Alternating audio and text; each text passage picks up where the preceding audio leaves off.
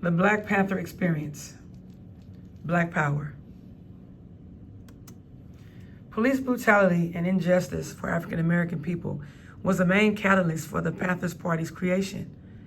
Black people were tired of the ongoing violence and abuse on colored people at the hands of the police. Enough was enough. They decided to do something about it.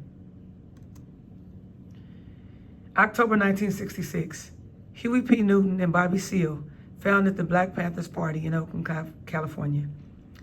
It began as a response to police brutality in the black communities. Initially, they were called the Black Panther Party of Self-Defense. The group emphasized self-protection, political education, as well as community empowerment. This was a strong and bold move toward organized black resistance during the era of the Civil Rights Movement. The 10-Point Program. Shortly after the birth of the Black Panther Party, the 10-Point Program was released, outlining demands for justice, equality, education, housing, and an end to police brutality. This document became the foundation of the movement. It was radical, revolutionary, and unapologetically pro-black. This program is what helped the Black Panther Party gain national attention.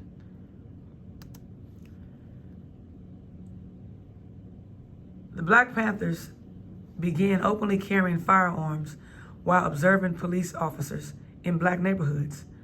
Please note this was legal in California during this time. This tactic was designed to monitor and deter police brutality.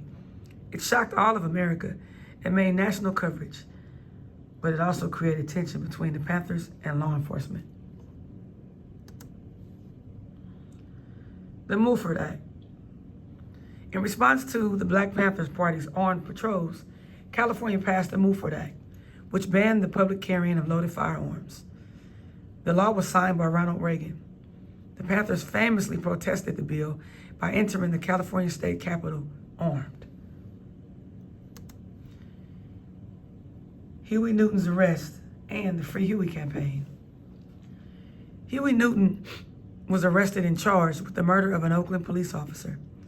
The incident galvanized the party and its supporters, bringing about the Free Huey movement. Protests and rallies nationwide demanded his release, bringing new supporters and media attention. Newton became a symbol of resistance and injustice. The expansion nationwide. By 1968, the Black Panther Party had chapters in major U.S. cities like Chicago, Los Angeles, Philadelphia, and New York. The movement's appeal to marginalized black youth and urban communities fueled rapid growth. Each chapter adopted the party's core values while addressing local issues. This expansion solidified the Black Panthers Party as a national revolutionary force. Fred Hampton and the Chicago chapter. Fred Hampton, chairman of the Illinois chapter, quickly became a powerful and charismatic leader. He organized free breakfast programs and built coalitions across racial lines, including poor and white Latino groups. Hampton's ability to unify communities was seen as a major threat. His leadership showed the party's potential for broad social change. Free breakfast program for children.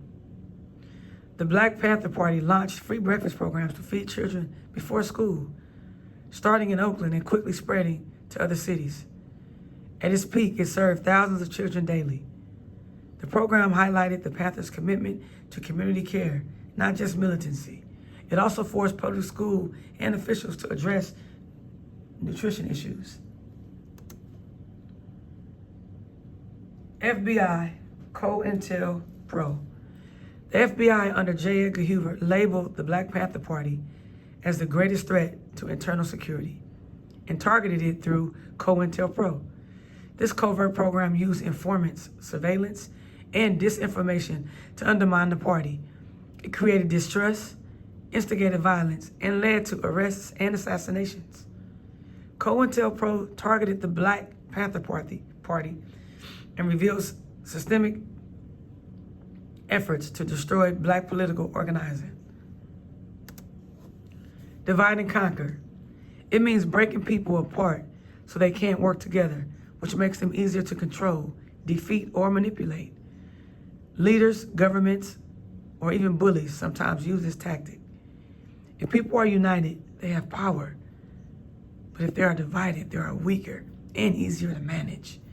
It is a strategy to weaken a group by turning them against each other instead of letting them stay strong and united. William O'Neal, FBI informant, the Judas out the bunch. The Black Panther Party had several informants who were involved with the FBI's COINTELPRO program. William O'Neal was one of them. O'Neal, an FBI informant in Chicago, who infiltrated the Illinois Black Panther Party and provided information that led to the assassination of Fred Hampton. William O'Neal even offered up blueprints to where Fred Hampton would stand, so when the FBI did attack, they would know right where to go. Fred Hampton murdered by the FBI. Fred Hampton was killed in a pre-dawn attack by police in Chicago, orchestrated with the help of the FBI. He was sold out by William O'Neal and shot in his bed. Hampton's death was seen as an execution and sparked outrage across the country. Hampton's assassination showed the deadly lengths to which the state and government would go through to suppress black leadership. Bobby Seale's trial, gagged.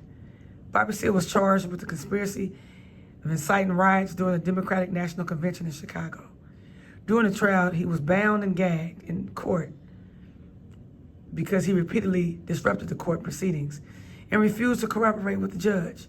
He was demanding to represent himself, despite his lawyer being unavailable, and was engaging in heated arguments with the judge. This act of having to be gagged shocked the nation. Panther 21. The Black Panther Party members were arrested in New York and accused of planning bombings and attacks. The case became one of the longest and most expensive trials of the era. Their bails were set at $100,000, an astronomical amount. Thankfully, all defendants were acquitted after a lengthy legal battle. The outcome exposed the lack of evidence in many government attempts to criminalize the party. The Black Panther newspaper. From 1968 to 1971, the Black Panther Party newspaper was the most widely read black newspaper in the United States, with a weekly circulation of more than 300,000. It sold for 25 cents. It began as a 4-page newsletter in Oakland, California. Every Panther was required to read and study the newspaper before they could sell it. Elaine Brown becomes chairwoman. Elaine Brown became the first and only woman to lead the Black Panther Party under leadership. The party focused heavily on education, political organizing, and community support. Brown helped the Oakland Community School. Her leadership challenged gender norms and gave the party a new direction. Community health clinics. The Panthers created free health clinics across the country to serve poor black communities. These clinics offered testing for diseases, basic care, and education. They were especially important in providing sickle cell anemia testing, a neglected issue in the black community. The clinics showed that the Black Panthers Party's deeply investment in holistic liberation. There was a split between Huey Newton and Eldridge Cleaver. There was a rift between Newton and Cleaver over the direction of the Panther Party. Newton favored community programs, while Cleaver wanted to continue the armed struggle. Cleaver disappeared and went into exile in Algeria, and the party split. The divide weakened the organization. The decline of the Black Panther Party. By the early 1980s, most chapters were dissolved due to internal conflicts, state repression, and leadership struggles. In Huey Newton's later years, they were mixed with drug use and legal issues. The Oakland chapter, the last to remain, was formally dissolved in 1982. Though the Black Panther Party ended, its legacy still lives on. So you ask, what was the Black Panther Party? The Black Panther Party was a group started in the 1960s by young black people that were tired of being treated unfairly, especially by the police. They wanted to protect their communities and stand up to racism and make sure people had things such as food, education, housing, and health care. They would wear black clothes and they carried around armed weapons, which were legal at the time, to protect black people from unfair traffic stops and racial profiling. The Black Panther Party was all about defending black people. The Black Panthers achieved success in providing free breakfasts to poor kids, free clinics, and brought attention to police brutality. Their goals were to end racism, basic needs for all, equality and justice, and to end racism and oppression. Their strategies and tactics were police patrol, building unity, and education awareness. Based on the readings last week, how did the Black Panthers' goals and strategies differ from John Lewis's? Well, the Black Panther Party strategies and goals were very much so different from John Lewis' strategies and goals. Lewis believed in peaceful, nonviolent protests to win people's hearts and change law, while the Black Panther Party believed that if the system hurts you, you must stand up and defend yourself with force if needed. The Black Panthers focused on black power, black pride. Lewis focused on unity, even working side by side with white people for change. Lewis's beliefs weren't wrong. There was nothing wrong about coming together for the greater good. However, the Black Panther Party was done with turning the other cheek. Why were whites living at the time so critical of the Black Panther Party? There were several reasons why whites were so critical during the time of the Black Panther Party. For one, they were afraid. The Panthers openly carried guns, which was legal at the time in California, to protect black people from police abuse. This scared white Americans who were used to seeing black people as powerless, not armed and organized. The image of black men and guns was seen as threatening, even though their goal was self-defense, not violence. They were seen as terrorizers due to the way they were portrayed in the media. The news only showed the Panthers as dangerous or militant, focusing on weapons and confrontations, and not on their community programs and outreach work. Most white Americans only saw the negative side in the media. They probably didn't even know about the free breakfast programs, health clinics, or educational work that was done.